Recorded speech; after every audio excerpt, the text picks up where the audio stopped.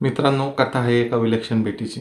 Alexander the great, जग जिंकण्याचा ध्यास घेतलेला योद्धा, आणि दुसऱ्या बाजूला आहे डायोजिनस, अथेन्समध्ये राहणारा सहज, समाधानी, आनंदी संन्यासी.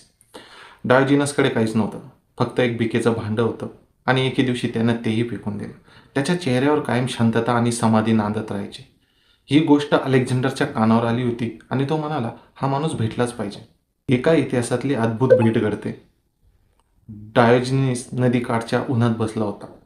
अलेक्झांडर जवळ आला. त्यानं त्या समाधानी डोळ्यात पाहिलं आणि मनापासून म्हणाला, मी तुझा फार आदर करतो. तुला काही हवं असेल तर सांग, मी काहीही देऊ शकतो.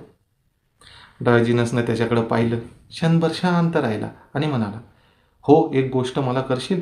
थोडं बाजूला हो, तू माझा सूर्य अडवतो आहेस. इतकंच. जगाचा सर्वात शक्तिशाली राजा काहीही देण्यास तयार, आणि समोरचा साधा संन्यासी म्हणतो, सूर्य अडवू नको. हा माणूस काहीही मागत नव्हता, काहीही नको होतं, पूर्ण, परिपूर्ण आणि समाधानी. अलेक्झांडर हसला आणि म्हणाला, जग जिंकल्यावर मी सुद्धा तुझ्यासारखा इथेच बसून आराम करणार आहे. डायोजिनिस म्हणाला, जग जिंकून मग आराम करायचा? मी जग जिंकलेलं नाही, पण मी इथेच आरामात बसलो आहे. तुला आता काय अडवतंय? आता बस, आता शांत हो. पण अलेक्झांडर म्हणाला, नाही, आधी जग जिंकायलाच हवं. तेव्हा डायोजिनिस हळूच म्हणाला, तू कधीच संपू शकणार नाहीस. मध्येच थांबशील आणि तसंच होईल. तुझं आयुष्यही मध्येच थांबेल.